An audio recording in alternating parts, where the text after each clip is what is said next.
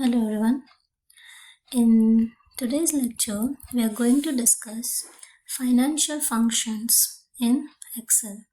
So there are many functions, formulas are available in Excel. So here there is a tab called formulas. Here you can see that there is a function library.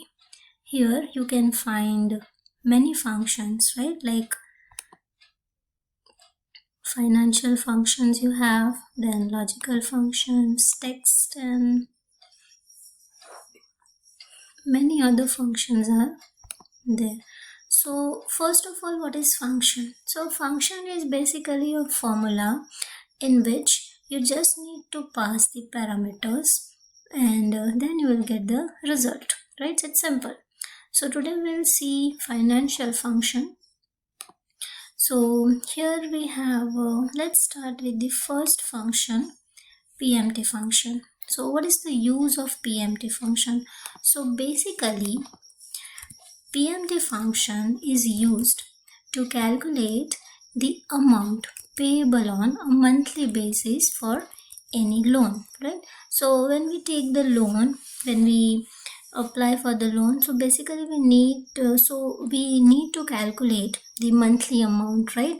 And in that case, normally we have certain values like based on the interest rate and time duration, right? We normally calculate that what amount we need to pay on a monthly basis.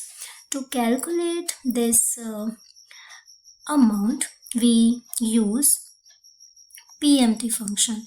So PMT is a function which takes 5 parameters. The first parameter is rate, then NPR, then PV, and then FV and type.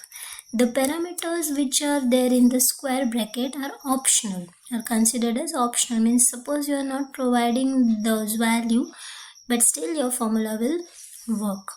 So this is the formula. Now let's see that what is the meaning of all this parameter. Rate, it's a simple, right? It's an interest rate. So of course when we take the loan, so we should know the interest rate. So it is also we call the EMI function or the EMI calculator, right?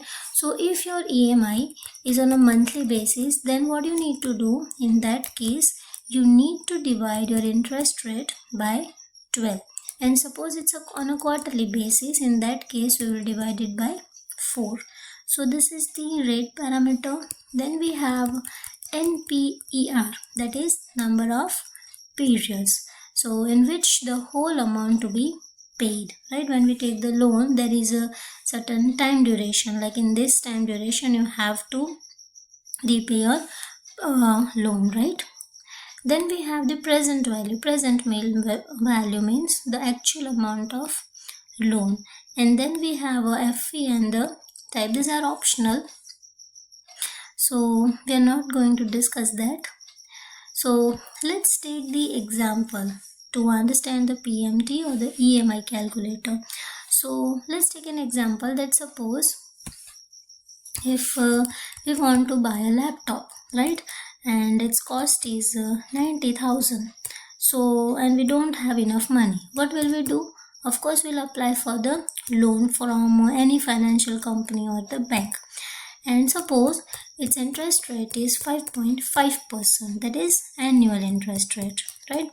And the loan which we are taking is for the 2 years, right?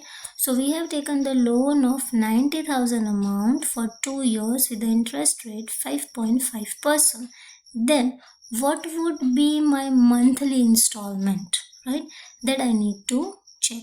And for that we have PMT function. So here I have applied the PMT function. We know that in Excel, whenever we write the function, we start it with the equal to sign, right? Okay. So here we have PMT function equal to PMT. Now the first parameter is rate, and here we have rate 5.5%, right? That is my B6 cell. So divide by 12, right? Because it's a monthly basis. So, and we are going to find the monthly amount, right? Then there is an after that, number of periods, it's a 2 years, but because we are calculating for the months, we are multiplying it by 12.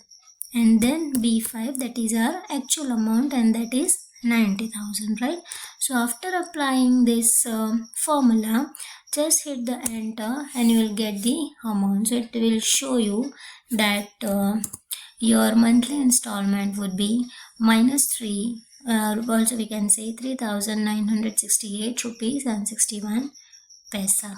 There may be a question that why it's a negative, because we are repaying. So in that case, you can simply mention minus B5 and hit enter. It will give the positive value.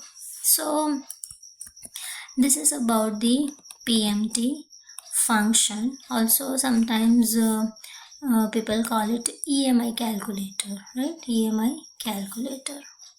So it's very easy. You can use it, you can try it. That's it.